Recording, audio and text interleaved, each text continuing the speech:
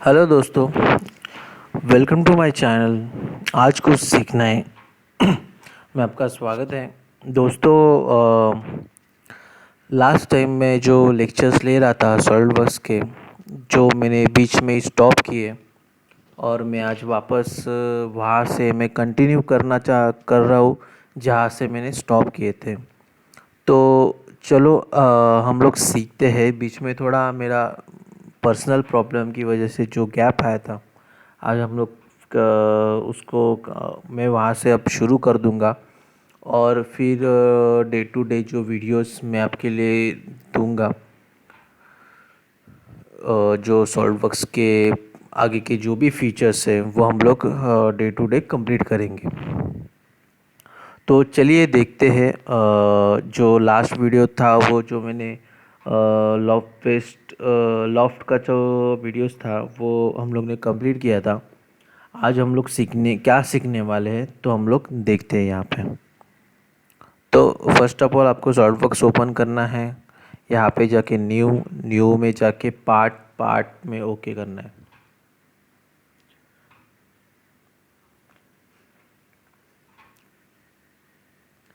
अगर यहाँ पे आप देखोगे तो यहाँ पे जो टैब है, मैं ये सरफेस को बंद कर देता हूँ। यहाँ पे फ़िलहाल 3 टैब है। या इसमें इवैल्यूएट है जहाँ पे हम लोग मास प्रॉपर्टीज़ और मेजर्स करेंगे। देन स्केच एंटिटी से जिसकी हेल्प से हम लोग फीचर्स क्रिएट करेंगे। जो भी आपका 3D ऑब्जेक्ट जो आपके माइंड में है, जो आपने सेट किया है, जो डिज़ाइन आप बनाना चाहते हैं वो यहीं से बन जाएगा।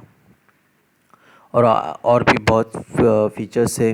जैसे फीचर्स है ओनली जो सॉलिड पार्ट के लिए बने जाते हैं।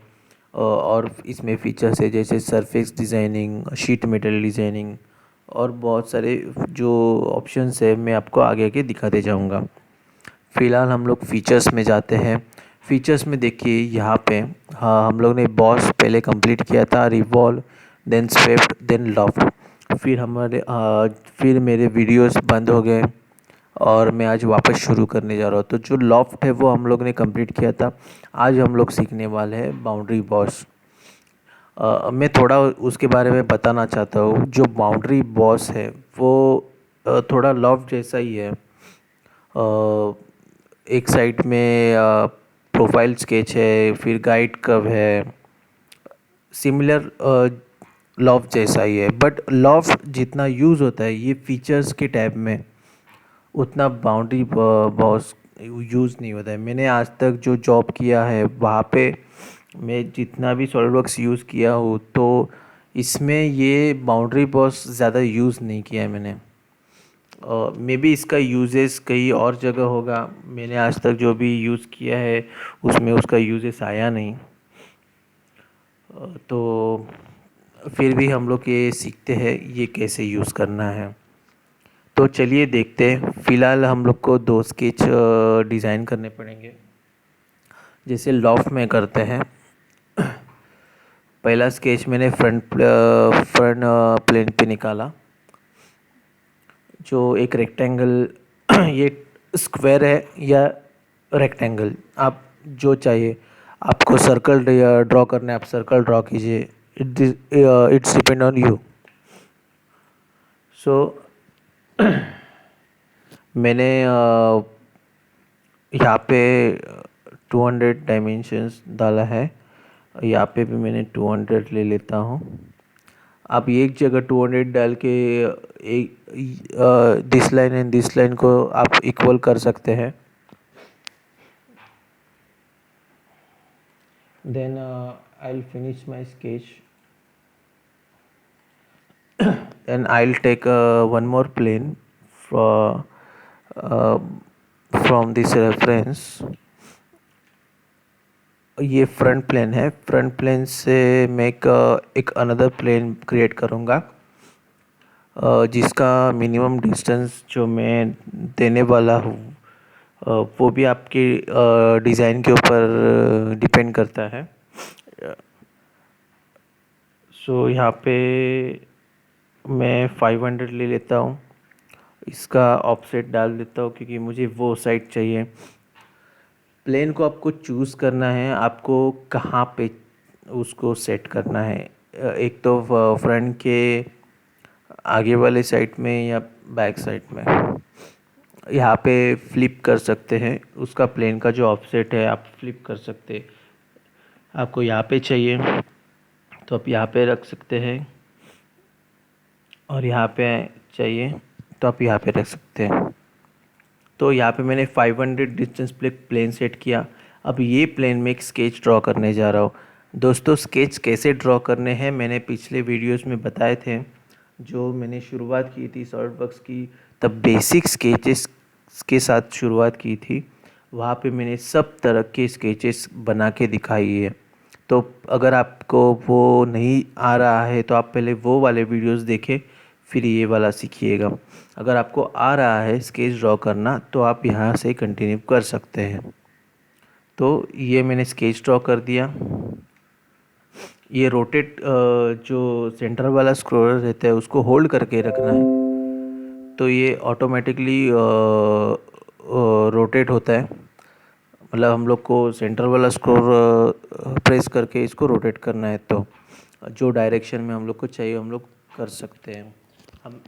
हमें पैन करना है तो हम कंट्रोल दबा के भी पैन कर सकते हैं। यहाँ पे देखो, तो ऐसे रोटेट और पैन कर सकते हैं आप। अभी मैं आपको एक और स्केच यहाँ पे ड्रॉ कर देता हूँ। यहाँ पे मैंने जैसे पहले बताया था, आपको अगर डायमेंशन देना है तो डायमेंशन दे सकते हो, अदरवाइज़ एक लाइन को डायमेंशन देके दूसरे लाइन को इक्वल कर सकते हो। यहाँ पे मैं वैसे कर दूँगा, ओके, ताकि आपको भी समझ में आ जाएगा। तो यहाँ पे मैंने 100 एक डिस्टेंस सेट किया। Then I select this one in this, then I equal. So आप यहाँ पे देख लो कि यहाँ पे जो स्केच है हम लोग का ब्लैक कलर में हो गया, मतलब फुली डिफाइंड स्केच हो गया। सॉरी। देन यहाँ पे मैं इस प्लेन को फ़िलहाल के लिए हाइड करता हूँ ताकि मुझे कुछ डिस्टर्बेंस ना हो, ताकि पूरा स्केच मुझे क्लियरली दिख जाए। कभी कभी क्या होता है, कभी कभी बहुत सारे प्लेन्स कोई कोई लोग को जिसको जैसी मर्जी वो उसका वैसा यूजेस करते हैं। तो अभी मुझे जो प्लेन हाइट रखना ज़्यादा पसंद है, क्योंकि मुझे ज़्यादा डिस्टर्बेंस की ज़रूरत नहीं रहती। क्योंकि जो जो मैं कर रहा हूँ वही मेरे सामने दिखेगा तो मैं और कुछ करता जाऊँगा। बट अगर ये खिचड़ी बन जाए तो मैं खुद भी कंफ्यूज हो जाऊँगा, और कभी कभी सामने वाला देख के भी कंफ्यूज होता है कि भाई ये क्या है, क्या बनाया है। ये सब सवाल उसके माइंड में भी पहले से ही घूम जाते हैं। अगर वो आपका बॉस हो तो वो कुछ अलग सोचेगा, अरे क्या बना के रखा है।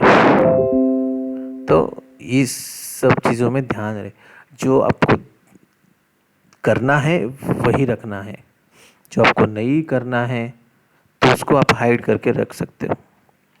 तो यहाँ पे मैंने दो स्केच ड्रॉ किए। जो फ्रंट में है मैंने 200 बाई 200 का एक स्क्वायर ड्रॉ किया, और जो लास्ट में है वहाँ पे मैंने 100 बाई 100 का एक स्क्वायर ड्रॉ किया। देन मैं यहाँ पे एक लाइन ड्रॉ कर देता हूँ जो मैं 3D स्केच के बेस से लूँगा। यहाँ पे मैं 3D स्केच का यूज़ करूँगा ताकि मुझे गाइड को इजीली मैं गाइड को उसका रेफरेंस लेके इजीली मैं जो मेरा जो बॉस का जो फीचर्स है वो इजीली बना पाऊँगा। तो ये मैंने फर्स्ट स्केच ड्रॉ किया। देन अनदर एक 3D गाइड को लूँगा। ये पॉइंट से लेके मैंने ये पॉइंट तक का एक स्केच ड्रॉ किया। देन और एक मैंने स्केच ले लिया। मुझे आपको जितने रेफरेंस चाहिए आप उतने ड्रॉ कर सकते हो।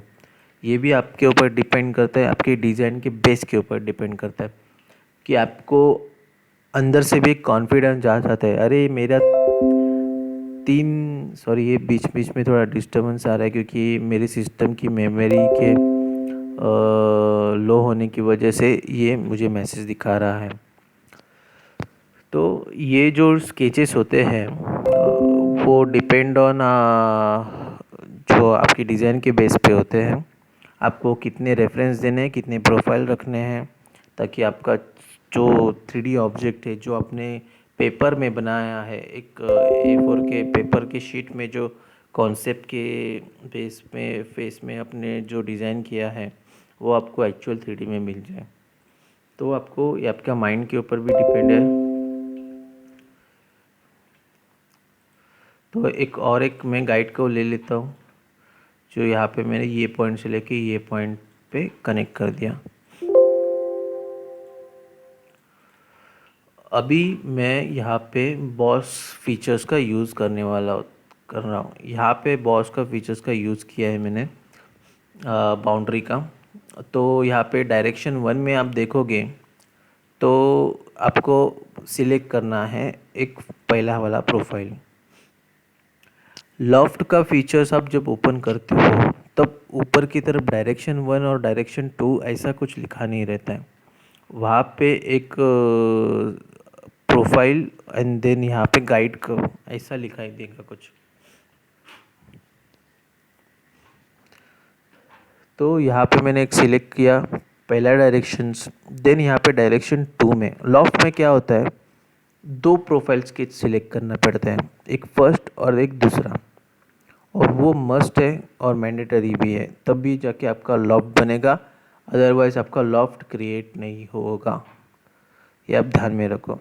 बट बाउंड्री में वैसा नहीं है। बाउंड्री में फ़िलहाल ये भी डिपेंड करता है, हाँ कभी कभी आपको दूसरा स्केच की रिक्वायरमेंट होती है, बट ये जो वीडियो में दिखा रहा हूँ आपको ये स्टार्ट है, यही इतना फ़र्क है। अदरवाइज़ आप लॉफ्ट यूज़ करो या बाउंड्री यूज़ करो।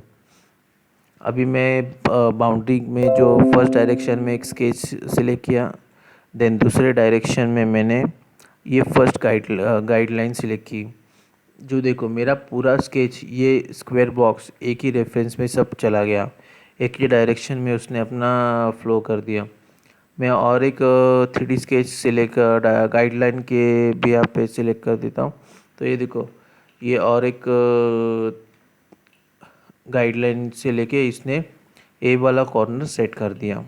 मैं और एक सिलेक्ट कर देता हूँ, फिर उसने ये सिलेक्ट कर दिया और फिर मैंने और एक सिलेक्ट किया, फिर उसने कंप्लीट यहाँ पे एक स्क्वायर जनरेट किया जो हमने ऐसे ही ड्रॉ किया था रेफरेंस के लिए, ताकि ये 100 बाय 100 का स्क्वायर आपको दिख जाए। तो ये देखो ये पूरा कंप्लीट 100 बाय 100 का। लॉफ्ट में क्या करना पड़ता था आपको, यहाँ पे एक स्केच सिलेक्ट करना पड़ता था यहाँ पे, बट यहाँ पे क्या हुआ आपको ये साइड का स्केच सिलेक्ट करने की ज़रूरत नहीं गिरी, ये ऑटोमेटिकली वो साइड का फेस उसने जो 100 बाय 100 का है वो अपने आप पे ले लिया। तो ये सबसे अलग यही अलग है, अदरवाइज़ बाकी सब फीचर्स इस लॉफ्ट में भी है। देखो यहाँ पे प्रोफाइल है, गाइड कर्व है, जो गाइड कर्व जितने दोगे उतने हिसाब से वो लेते जाएगा। तो यही थोड़ा सा डिफरेंट है। बाकी अगर अब मैं ये प्लेन में ऐसा कुछ ड्रॉ कर दूँ तो देखो इसको मैं डिलीट कर देता हूँ वापस, और ये प्लेन राइट प्लेन पे लेके मैं एक स्प्लाइन ड्रॉ कर देता हूँ जो कुछ इस तरह होगी।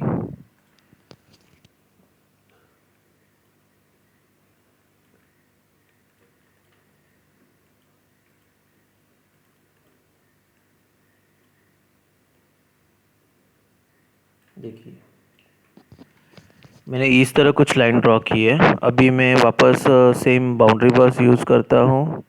सेम ये डायरेक्शन ले लिया मैंने, ये वाला लॉफ्ट, ये वाला गाइड कर्व, ये वाला गाइड कर्व, ये डायरेक्शन डोन, ये वाला गाइड कर्व, और ये भी सिलेक्ट कर दिया। तो देखो ये बीच वाला जो है ना, ये उसने ऐसा प्रोफाइल जनरेट किया है। अब ये फीचर्स ध्यान में रखिएगा बाउंड्री में। ये डायरेक्शन टू, यहाँ पे कुछ ऑप्शन है, direction vector, normal to profile, इनका यूज़ ज़्यादा इसमें नहीं होता है, ताकि आपका प्रोफाइल इसमें ही स्मूथ हो जाता है जैसे आप देखोगे। तो ये जो ऑप्शन है वो आप वैसे ही रखो। यहाँ पे और एक ऑप्शन है जो 2016 में है, जो 3 फीचर का ऑप्शन है। अगर आपको इसको शेल लेना है तो यहाँ पे भी 3 कर सकते हो। तो यहाँ पे एक ऑप्शन है, देखो ये मेरा जो हाईलाइट दिखा रहा है, ये यहाँ पे ब्लू हाई लाइन है और जो हाईलाइट दिखा रहा है। अभी जो मैंने वन डायरेक्शन लिया है उसका थिकनेस में 5 mm कर देता हूँ। जो वन डायरेक्शन जो आउटर की तरफ है, इसको रिवर्स कर दूंगा तो इनर इनसाइड हो जाएगा। ये करूँगा तो आउटसाइड, फ्लिप करूँगा तो आउटसाइड हो जाएगा। देन ये मिड प्लेन का भी ऑप्शन है। ये सेंटर वाला प्रोफाइल 5 हाफ इधर हाफ इधर ऐसा करके मिड प्लेन का है, और ये 2 डायरेक्शन का है। दोनों साइड सेम हो जाएगा। यहाँ से लेके ये लाइन तक 5, देन यहाँ ले ये लाइन से ये लाइन तक 5 है। ये देखो 5 5। आप यहाँ पे चेंज भी कर सकते हैं, 2 रखना है एक साइड पे, देखो वो चेंज हो रहा है। थिकनेस 1 T1 एंड T2 यहाँ पे 8 कर सकते हैं। आपके ऊपर डिपेंड है आपको क्या करना है। तो ये एक ऑप्शन है वन लाइन। अगर ये मैं चलो ये टिक करके मैं वन डायरेक्शन पे रख देता हूँ, तो ये पूरा फीचर मेरा हॉलो बन जाएगा, इसको थिकन मिल जाएगा एक जो थिकनेस है। बट अगर आप ये 2014 या 13 या 12 में देखोगे तो ये ऑप्शंस नहीं है। यहाँ पे जो बाउंड्री कट का ऑप्शंस दिया है वो यूज़ करना पड़ता है। यहाँ पे देखो तीनों ऑप्शंस एक्टिव है। मतलब यहाँ पे स्विफ्ट के लिए स्विफ्ट कट है, लॉफ्ट के लिए लॉफ्ट कट है, बाउंड्री के लिए बाउंड्री कट है, एक्सट्रूड के लिए एक्सट्रूड कट है। तो और रिवॉल्व के लिए रिवॉल्व कट है। जिसका सॉलिड पीस है उसी को अगर कुछ हॉलो बनाना है तो उसका ही रेफरेंस यहाँ पे दिया हुआ है। तो इस तरह ये बॉस का फीचर्स यूज़ हो जाता है। तो अगर आपको ये वीडियो पसंद आई तो प्लीज़ लाइक कीजिएगा, शेयर कीजिएगा और सब्सक्राइब करना मत भूलिएगा।